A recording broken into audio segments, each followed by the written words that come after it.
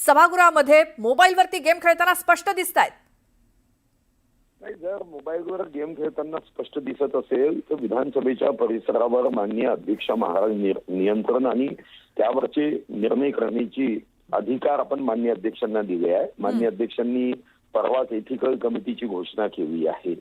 या क्षणाला जंगली रमी असेल किंवा ऑनलाईन गेमिंग असेल याच्यावर महाराष्ट्र सरकारचा कोणताही कायदा नाही, परंतु हा शिष्टाचाराचा संकेताचा आणि विधानसभेतल्या आमदारांनी कसं वागावं, आदर्श वर्तणूक कशी ठेवावी याचा भाग आहे।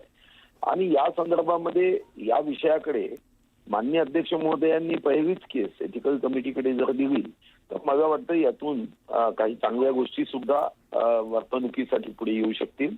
आता मी तो व्हिडिओ न पाहिल्याने मी याच्यावर जास्त बोलू शकत नाही, पण ही जबाबदारी सभागृहात बसणार आहे, कारण महाराष्ट्राच्या भौगोलिक क्षेत्रामध्ये विधानसभेची ही जागा सर्वात पवित्र आहे। मुनगंटीवारजी, पण तुम्ही जर व्हिडिओ बघितलात तर तुम्हाला देखील धक्का बसेल। आणि नुसते आमदार नाहीत तर राज्याचे कृषी मंत्री आहेत ते, आणि शेतकऱ्यांचे इतके मोठे प्रश्न, शेतकरी आत्महत्या, इतके सगळे प्रश्न असताना सभागृहामध्ये बसून थेट गेम खेळण्याचं सुस्त कसं काय?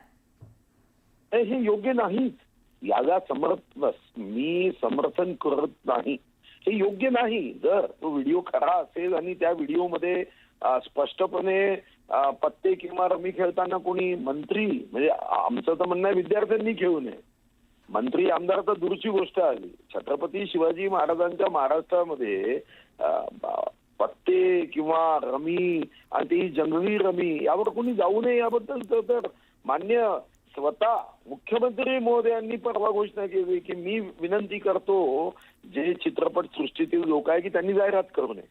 आता चित्रपट सृष्टीतील लोकांनी जाहिरात करू नये म्हणजे आम्हालाही याचा अर्थ समजून घेतला पाहिजे ना की मुख्यमंत्री महोदयांची भावना काय आहे।